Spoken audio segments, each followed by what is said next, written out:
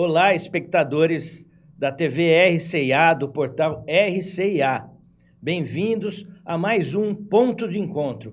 E hoje eu tenho o prazer de conversar aqui virtualmente, online, com Daniel Eiji Hanai, gerente da unidade do Sesc Araraquara. O Daniel é araraquarense, estudou na escolinha Sorriso, estudou no Colégio Progresso e hoje, há 21 anos, o Sesc Araraquara surgiu em Araraquara e o Daniel, há 20 anos, está no Sesc e atualmente como gerente do Sesc Araraquara.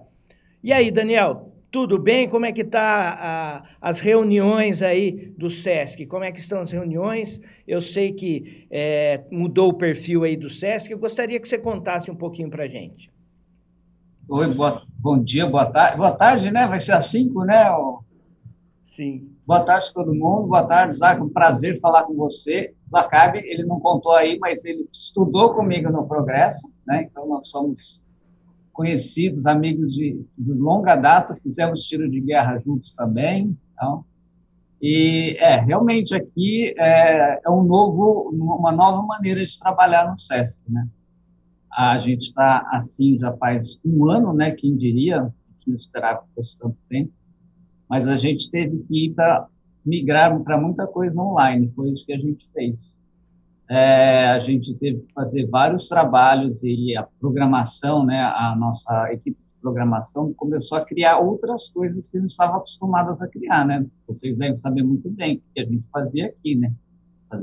A gente como fala o diretor regional do SESC, a gente era especialista em aglomerar pessoas.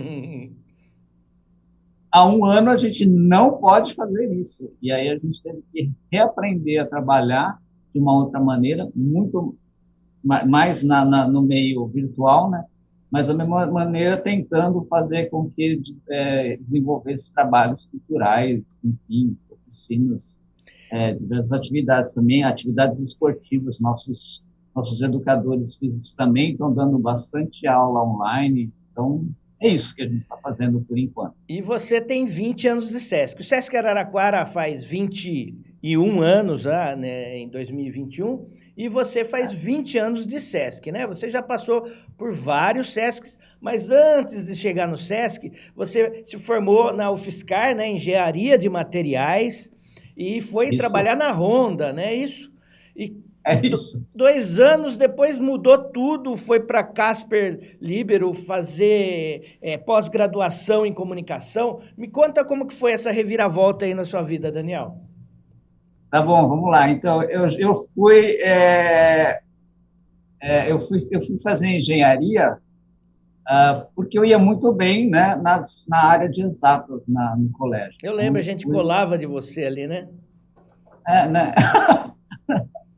Aí eu fui fazer engenharia, eu tentei fazer e passei por fazer engenharia. Quando eu estava no terceiro ano, eu já via que não era muito essa praia minha. Assim, eu fiz muito bem as disciplinas básicas, né? Cálculo 1, geometria analítica, física 1. Para mim foi muito fácil fazer isso, mas a hora que começou a chegar nos específicos, eu falei, não sei se é isso não. Mas naquela época falava que engenheiro estava trabalhando em tudo quanto é lugar. E aí, então, eu falei, então, vamos terminar, vamos fazer o final e ver o que acontece. Foi o que aconteceu. Eu terminei a faculdade, não tão fácil assim, que eu tive que penar no final, não foi tão tranquilo assim, mas fiz. Mas na hora de arranjar emprego, todas as empresas, os departamentos de RH, a hora que fazia o teste comigo, via que eu não era engenheiro, via que não ia dar certo.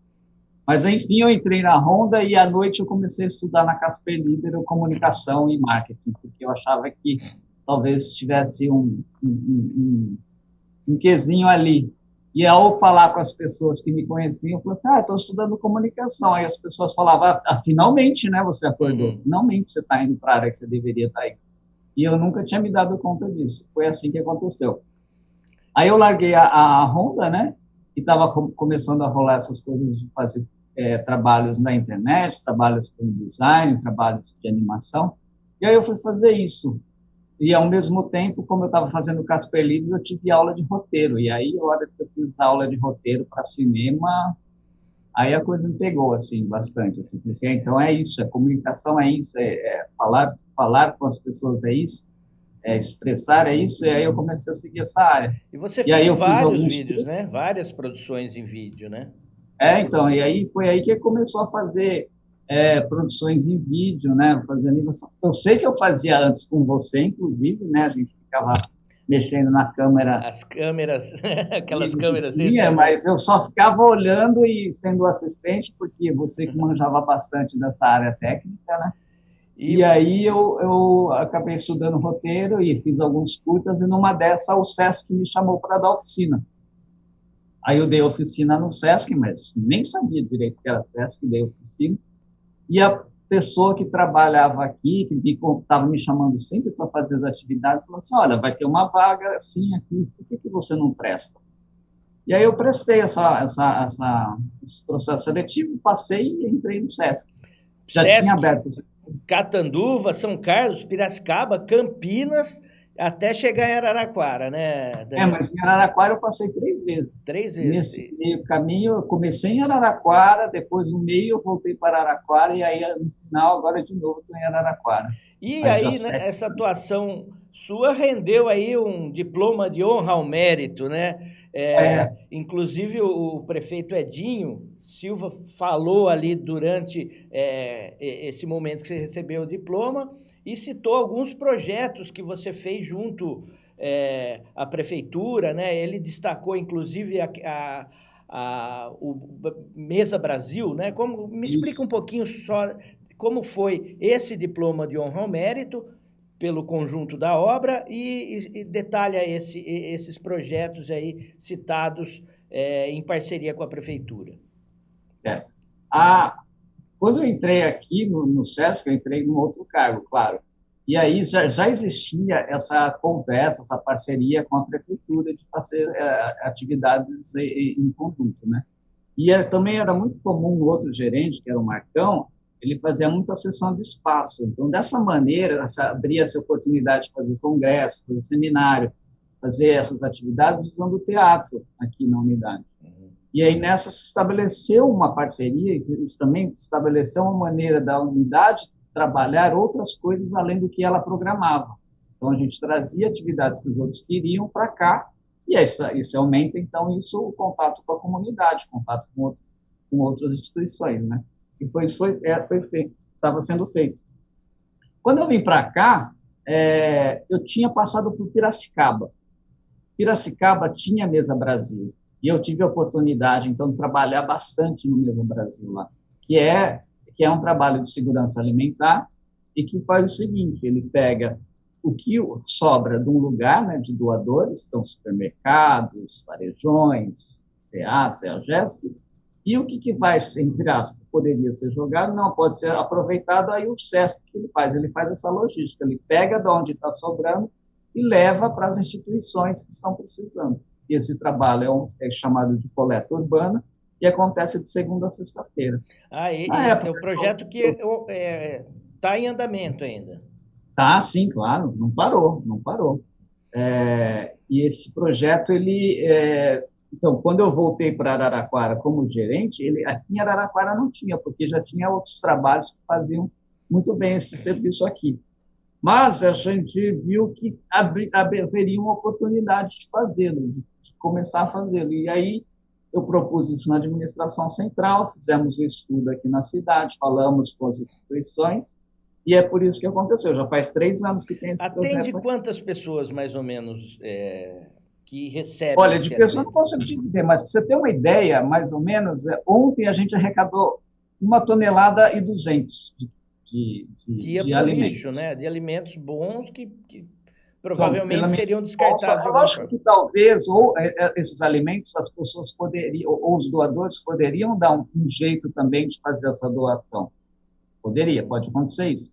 Mas o que acontece que o Sesc aproveita é exatamente ajudar os dois lados. Uhum. Então, o supermercado que gosta de fazer isso, que tem essa intenção de fazer isso... Está vencendo um produto, tal. A gente pega e faz, a gente pega e já leva. Legal. E a mesma coisa faz do outro lado. Então, já entrega na porta da instituição na cozinha dela já é essa doação. Além disso, tem muita doação do Zaccardi de indústria. Então, lá em São Paulo tem um centro que recebe doações de indústrias, que são alimentos que são um pouco próximos, por exemplo, da validade, ou que eles veem que não vai ter a vazão que vai ter, ele já pega e começa a doar para o SESC, porque já confia bastante nesse projeto. E aí vem caminhão de lá para cá, para trazer essas doações, e a gente também distribui na cidade. É assim que funciona. Legal. Vamos falar um pouquinho de cultura. Nesse tempo todo aí, quais artistas você destacaria ali por ser uma pessoa do bem, assim, que você gostou, a pessoa simpática, pessoa carinhosa, que trata bem as pessoas, o público, né? Os outros a gente não vai falar, né? Os arrogantes, porque tem, melhor não né? Comentar, né? É melhor não comentar. Mas tem sempre aquela pessoa que parece que tem uma luz em volta dela, agregadora, né? Tem algumas pessoas que você se lembra agora para falar para a gente? Ah, cara, assim, trabalhar no SESC é conhecer muita gente da área artística, né? Então, a gente lida com muito produtor e também diretamente com artistas que estão começando, né? Eu falo assim porque eu lembro que eu já fiz oficina, por exemplo, com o Marcelo Marão, que é um cara super bacana, ele é animador, e ele que me ensinou várias coisinhas, assim, detalhes de animação. Foi muito legal fazer essa oficina. Também tivemos a oportunidade, de uma época que eu estava programando cinema aqui, de trazer cineastas, né? Então, por exemplo, a Laís Bodansky, né? Que é uma diretora bacana, assim, ela Bicho de Sete Cabeças, né, por exemplo. Ela é muito legal e ela foi muito bacana, ela é muito didática na maneira de explicar as coisas. Então, a gente acabou fazendo uma oficina, sei lá, para 150 pessoas aqui, e todo mundo gostou muito dela. E eu me recordo muito do trabalho dela aqui, eu achei muito legal. Eu estou falando, assim, de várias áreas, né? Vem na cabeça, né? Que está vindo na minha cabeça. Vai acabar no final, acho que eu estou esquecendo muita Com gente. Estou certeza. sendo até injusto nisso. Mas, por exemplo, os shows que eu faço com o Pato Fu e com a Fernanda Takai são incríveis.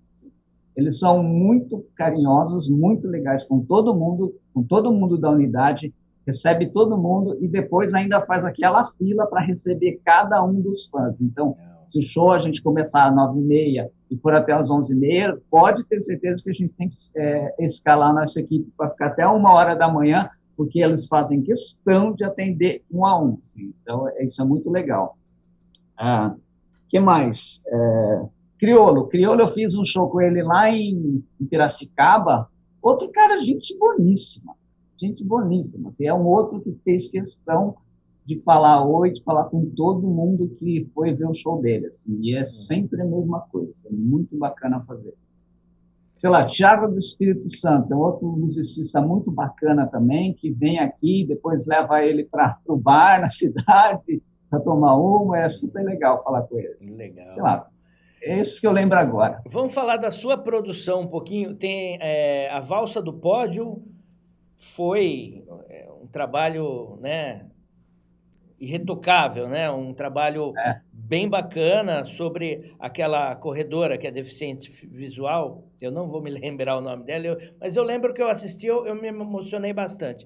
Antes desse, e daí você pode me falar também quais os que tiveram mais repercussão. Recentemente também teve um premiado na França, né? Me fala um pouquinho da sua produção audiovisual. Então, quando eu trabalhava no SESC, quando eu estava fazendo Casper, né, eu comecei a experimentar coisas assim aqui na cidade ou até fora, né? E aí a gente criou várias animações assim, e uma que eu fiz testando mesmo um software que tinha acabado de ser lançado de animação, que chamava Flash, que era muito usado para fazer site. Eu acabei tentando aprender a mexer nele, mas para eu mexer nele, eu falei assim, eu preciso criar um projeto, fazer um desafio. E aí eu fiz a Avacalhada. A Avacalhada é a primeira animação minha, não é a primeira, mas é uma das primeiras minhas animações, que deu um resultado considerável. Assim. Ela ganhou o Festival Internacional de Curtas, e foi por isso que o SESC viu e aí me chamou para vir dar oficina no SESC por causa disso. Mas eu acho que você falou bem, assim, a Valsa do Pódio realmente é um trabalho que eu fiz paralelamente ao SESC, né? Não tem nada a ver com o SESC, mas eu fiz, e aí eu chamei um colega que eu conheci também no Festival de Cutas para a gente fazer isso, e na verdade eu tinha escrito o argumento e o roteiro para fazer uma história sobre um herói olímpico, que era o edital pedia isso. Uhum. Mas eu não tinha intenção de dirigir, porque eu estava trabalhando no SESC e achava que não ia dar conta. Uhum. Mas aí, conversando com o Bruno, que é o que faz co-direção comigo, ele falou assim, não, mas você sabe o que está acontecendo, você conhece essas pessoas, você precisa estar na direção, porque senão eu posso me perder, eu sei mais coisas tecnicamente, né, porque ele tem um conhecimento bacana sobre direção de fotografia, de câmera, e isso não é já há muito, eu gosto disso, mas não é muito o que eu sei fazer, e aí a gente juntou as duas coisas, e acabou criando essa Valsa do Pódio, que é a história de uma atleta cega, paralímpica, e ela chamada Terezinha Guilhermina, e na verdade, a gente conta a história dessa parceria dela com o guia, que é o Guilherme Santana. Fantástico. E aí esse projeto que foi feito dentro do edital Memória do Esporte, ele conseguiu ter um alcance bacana, né? Ele foi exibido na ESPN. E aí, depois disso, a gente foi para vários festivais, assim, e ainda hoje ele é chamado, porque essa coisa porque a gente teve que fazer também, uma das premissas que a gente falou, a gente precisa fazer um filme que a Terezinha precisa, entre aspas, assistir também. Então, a gente fez com todo o recurso de audiodescrição. E a empresa que fez o audiodescrição usa até hoje esse filme como modelo de venda de negócios para eles. Ele continua sempre sendo exibido. Fora isso, o Festival de Esporte sempre pede para a gente exibir. Então, essa veia cultural sua veio da Dona Leico, não? Porque Dona Leico, para quem não sabe, é diretora cultural da Nipo Araraquara, né? Vamos entrar um pouquinho na história pessoal do Daniel Anai. Veio da Dona Leico ou veio do seu Fred? E depois, já eu quero saber sobre esse papo que você teve com o seu Fred, à luz de vela. Mas primeiro me fala se veio da Dona Leico ou não, essa veia artística cultural aí do Daniel Anai. Hanai, né? Eu acho que veio de tudo, né? Cara, veio de tudo. Minha mãe gosta muito dessa área cultural, mas ela gosta muito mais da área cultural nipo-brasileira, né? Então, ela tem uma relação muito forte com a comunidade japonesa. Organiza então todo aquele Tanabata, o Taiko, é impressionante, né?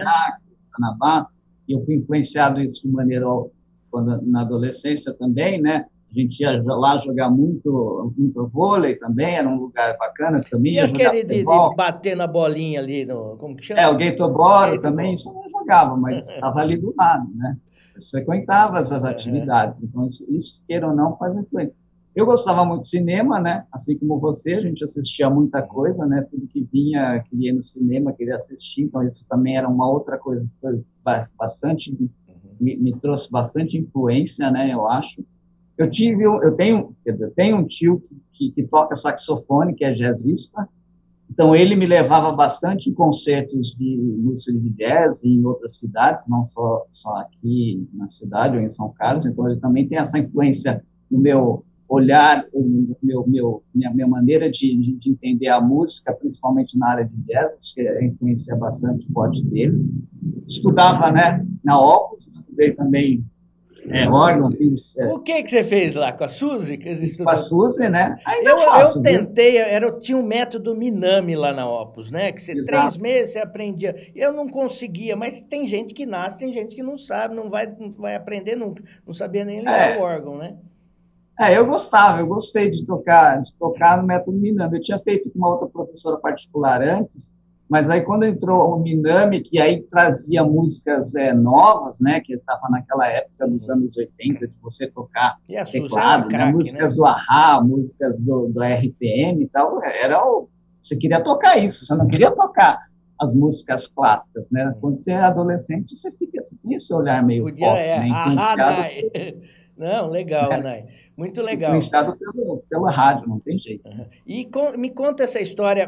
Você, no dia que você recebeu o diploma de honra ao mérito, você contou uma história ali de um papo que você teve com o seu saudoso pai, né, seu Fred, à luz de vela. Me fala um pouquinho desse momento, que acho que foi um momento marcante, acho que vai ser marcante para a sua vida toda, né? É, na verdade, assim, o que tinha combinado, né, o Edinho e o Jefferson tinham vindo aqui para me comunicar que eu ia receber esse prêmio, né, é uma honra, foi uma honra receber esse prêmio, e ele falou que eu tinha que fazer um discurso. E aí, nessa questão de discurso, eu falei, o que eu faço com o discurso, né? Será que eu faço um discurso? Mas eu sempre gosto de ficar pensando em coisas bacanas que poderiam ser feitas, e como eu sabia que ia ser feito aqui no Teatro do Sesc, então eu falei, se eu fazer no Teatro do Sesc, eu já tenho do meu lado os técnicos de som e de luz que podem me ajudar. E aí eu queria conversar, queria falar das pessoas, agradecer todo mundo que estava, todo mundo que também não estava, mas que sabia, agradecer, inclusive, principalmente a prefeitura e os funcionários daqui, mas eu achava que podia fazer isso de uma outra maneira. E aí eu simulei uma conversa que eu tive com meu pai no dia anterior. Então, o meu discurso é uma conversa com meu pai contando o que estava acontecendo naquele dia, desde do convite até hoje, mas aí fazendo as lembranças e referências a tudo, à infância, ao colégio, aos amigos, né? Então, foi isso que eu fiz.